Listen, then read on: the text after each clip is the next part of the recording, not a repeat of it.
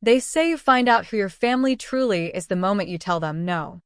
Folks around town know me as Harper, the daughter who pays everyone's bills, the good girl who never argues, never fights, just keeps the peace while my parents and their golden child sister walk all over me. But not this time. It started with a group text, sunny emojis dancing around hotel photos. Mom wrote, "Harper, we're going to Cancun. You can come if you pay your own way." Okay, fair enough. But then she added the twist of the knife. And of course, your sister deserves this trip too, so you'll cover her share. My fingers went numb. I wrote back with all the calm I could muster. No thanks. Have fun. That should have ended it. But the next morning, my phone blew up with transaction alerts. Flights, resort suites, spa packages, restaurant deposits. Thousands of dollars, my card. No heads up. No request. Just stolen. I nearly dropped the phone. My throat closed up. For a second, I thought maybe it was fraud. But then I saw the names attached to the airline tickets. Mom, Dad, Emily, even my brother Tom. They'd done it behind my back. My heartbeat thudded in my ears as I opened the app, scrolled down to dispute all, and pressed confirm. Then I froze the card completely. 15 minutes later, I got a message from Tom, written like a screaming toddler. "They're denying our tickets. What did you do?" My hands were steady as I typed back. "What you said. I'm paying my own way." Silence. Then, an hour later, pounding at my front door, so hard I thought the hinges might crack. I tried to breathe, but keys rattled in the lock, the spare I'd hidden under the porch tile. Mom's voice snapped through the hall like a whip. "Open this door, Harper. Now." And that's when I heard him whisper my name from behind the door. My brother Tom's voice, raw, furious, echoing through the entryway, crashed into me as the front door swung wide open. They'd used my spare key without hesitation, barging in like they owned the place. I stood in the kitchen, hands gripping the counter, forcing myself to stay calm. Tom stomped in first, eyes blazing. "What did you do?" he barked, like I'd burned the house down instead of saving my own paycheck. Mom was right behind him, face bright red, hair still perfectly curled for vacation. "We were at the gate, Harper," she shrieked. "Do you have any idea how humiliating that was?" I bit back a laugh. "Humiliating?" I repeated. "You stole from me. And you're worried about embarrassment?" Dad came in last, pretending to play peacemaker, even though the guilt was written all over his face. "Sweetheart," he started, "we thought you'd agree, once you calmed down. We were trying to help your sister." My voice snapped like a breaking branch. "Help her? Or reward her? Emily does nothing, and you reward her with a luxury vacation. On my card." Tom crossed his arms. "She's stressed. She deserves this." I laughed, bitter and sharp. "And I don't? I work 2 jobs, but you expect me to bankroll your whole family? You didn't even ask." Mom's eyes went glassy, with fake tears. "We didn't think you'd be so ungrateful," she whispered. Ungrateful. That word stabbed me deeper than any curse. I took a shaky breath, holding my ground. "You charged me without permission. That's theft, Mom." Tom threw up his hands. "We're family. Families help each other." "Funny," I spat. "You only remember that when it's time to use me." No one spoke. The whole house felt like it was waiting to explode. Then Emily herself stepped through the door, all fake innocence, her voice sickly sweet. "I can't believe you'd ruin this for me, Harper," she said, lower lip quivering. "You know I need a break." I almost screamed. "You're right," I snapped, my voice cold as ice. "You need a break. From me. From my money. From my life." Emily's mascara-streaked tears started falling, but for once, I didn't care. Because I was done paying. And that's when I heard him whisper my name from behind the door. This time it was Dad, trying to squeeze his big frame between Tom and Mom, his voice lowered like he was about to deliver a wise lecture. But I saw the panic hiding in his eyes. Panic that maybe, for the first time, I wasn't going to fold. "Let's be reasonable," he said carefully. "These things are expensive.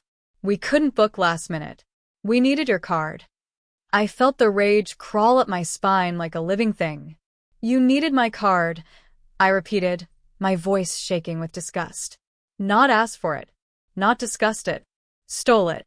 Emily sniffled dramatically, leaning against the doorframe. I'm your sister, Harper.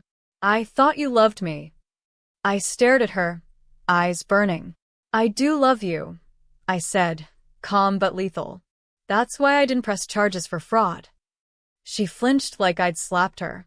Mom stepped forward, her voice turning syrupy, the performance she'd perfected all my life. Honey, she purred, don't you feel even a little bad? We had to stand at the gate like criminals. I folded my arms. Good, I said, without blinking. Because you were acting like criminals. Tom slammed his fist on the hallway table, making a vase rattle. You're tearing this family apart. That made me laugh. A dark, humorless sound I didn't even recognize in myself. No, I shot back. I'm just refusing to let you keep tearing me apart. The quiet after those words was heavy, like the walls themselves had stopped breathing. Emily tried again, voice cracking. You owe me, Harper. Mom says you're the reason I have anxiety. You owe me for ruining my childhood. Something inside me snapped clean in two. I don't owe you, I hissed. One more dime, one more tear, one more second. Her mouth opened, then closed, stunned for once. Dad tried to pull me aside, lowering his voice. Think about how this looks to the family, Harper. If people hear about this. I cut him off so sharply he jumped. Let them hear. Let them all hear. I'm not your bank anymore. My heart was pounding so loud it drowned out everything else. Because for the first time in my life, I didn't feel afraid. And that's when I heard him whisper my name from behind the door. Emily's voice this time. Small, cracked, but still dripping poison beneath the sugar. She edged closer, almost close enough to touch me, her mascara dried into little black rivers on her cheeks. Please, she whispered, I can't go on this trip without you. You know I can't handle it alone. I stared at her, stunned at the audacity. Alone? You'd have Mom, Dad, Tom, the entire cheering squad you've always had. You don't need me. She shook her head wildly. You don't get it. Mom always makes me share a room with her. She nags, she criticizes. I can't breathe without you there. That nearly broke me. For a flash, I saw my baby sister again, not the spoiled adult. The girl who used to hide in my bed at night, trembling from nightmares. But that girl was gone, replaced by someone who stole from me and called it love. I sighed, voice steady. You made your choice, Emily. You let them use me, and you let them use you as bait. She blinked, confused. What bait? You. I snapped. You are their favorite tool. They wave you at me like a gilt dagger. And I fell for it every single time. Until now. Emily stumbled back a step, like I'd struck her, her lower lip trembling again. Mom lunged forward, grabbing Emily's shoulders. Don't listen to her, sweetheart. Harper's just bitter. I shook my head, my jaw tight. I'm not bitter. I'm awake. You taught me how to give until there was nothing left. But now you're shocked I finally kept something for myself. Tom muttered, selfish. That's what you are. I turned to him, calm as a blade. Selfish? You mean not paying for 4 grown adults who refuse to lift a finger? That's called boundaries. For a moment, even Tom went silent. Dad rubbed his face like he was exhausted by my existence. Where will you even go for the holidays now? You'll be alone. I stood straighter, stronger than I'd felt in years. Then I'll be alone, I answered. But I'll be free. Mom made a strangled noise, somewhere between a gasp and a curse. And that's when I heard him whisper my name from behind the door. Dad's voice, low and dangerous, rolled through the living room like thunder as he stepped closer, closing the distance with that old-school fatherly intimidation I'd grown up fearing. But this time I didn't flinch. He jabbed a finger at me. This is not how we raised you, he growled, anger pulsing in every syllable. Family sacrifices. Family shares. I met his stare, my voice even. Funny.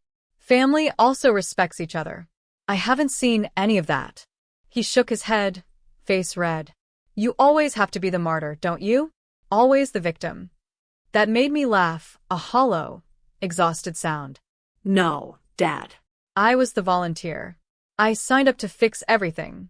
I paid every bill, calmed every fight, kept everyone's secrets. You trained me to think that was love. Tom stepped up beside him, scowling. We're family. We don't take each other to the bank. I shot him a look so sharp, he actually stepped back. Isn't that exactly what you just did? No answer. Emily tried again, voice dripping with a pity that felt like a trap.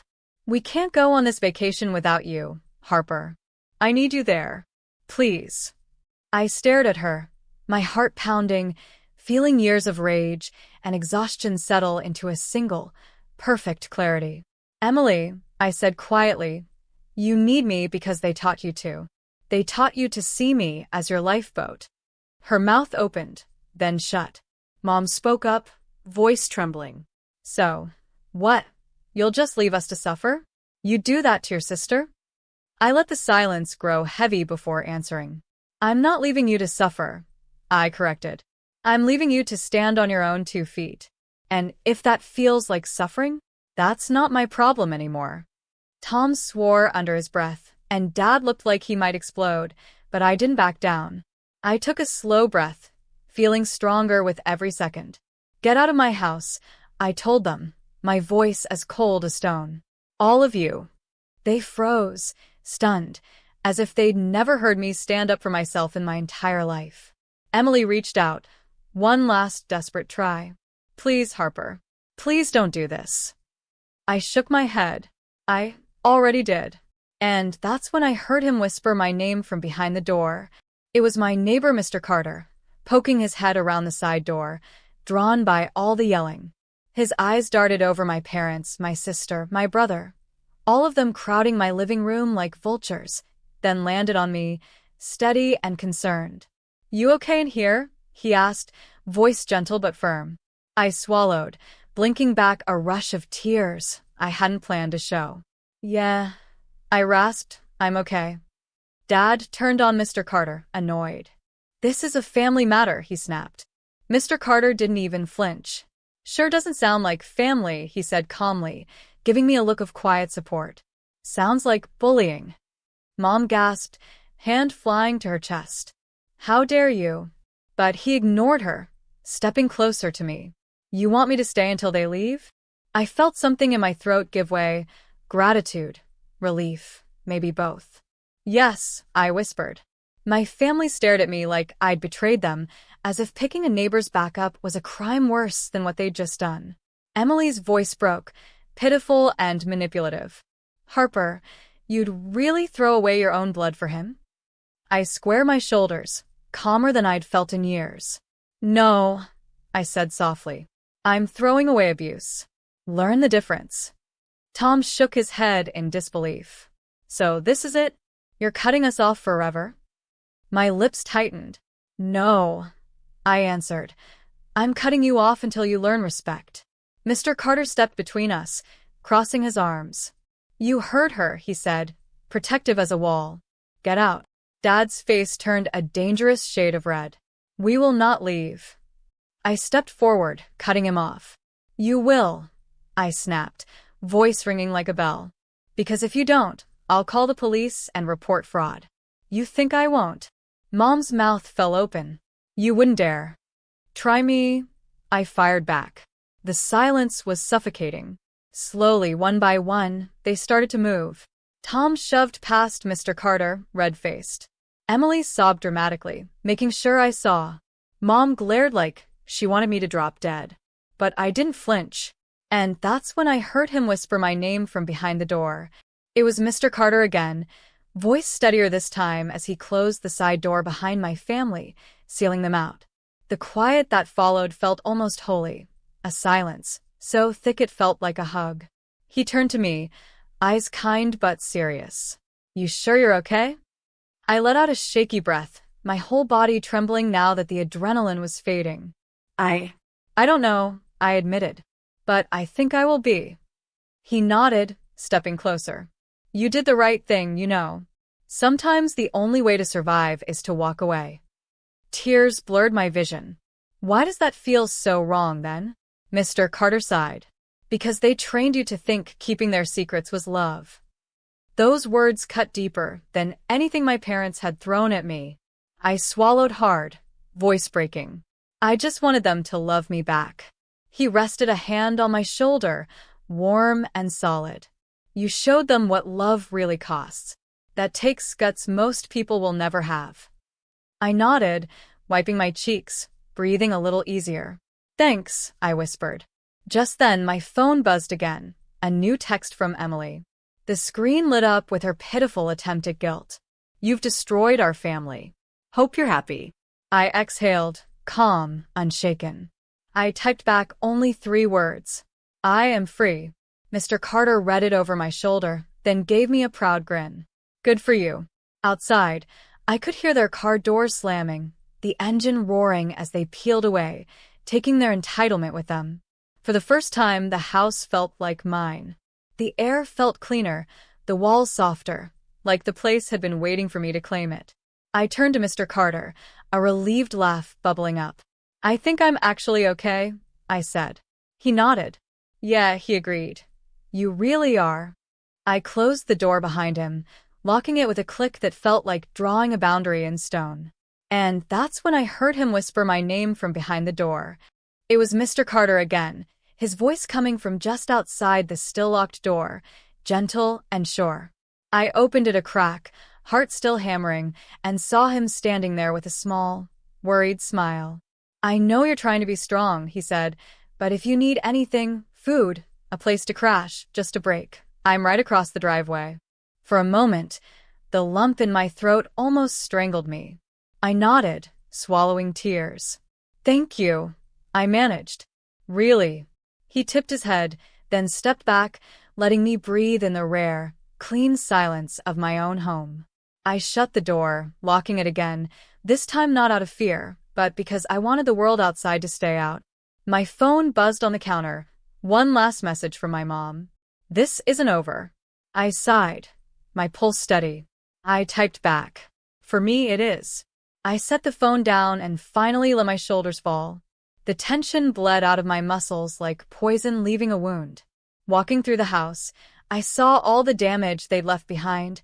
Scuffed floors, a cracked vase, a trail of mud on my clean rug, and I knew it would take time to fix. But at least no one could steal from me here again. My money was mine. My peace was mine. My voice was mine. Lying in bed that night, I listened to the hum of the fridge, the faint echo of cars on the distant highway, and realized how quiet freedom could be. Lily, my cat, hopped up beside me, curling into my side, the warmest, softest thing I'd ever chosen to love. I smiled at her, voice low, almost a prayer. We're okay now. She blinked, settled deeper against me, and I closed my eyes, feeling for the first time that I wasn't afraid to start over. The next morning, sunlight spilled through the window, gentle and honest, with no demands behind it. And that's when I heard him whisper my name from behind the door.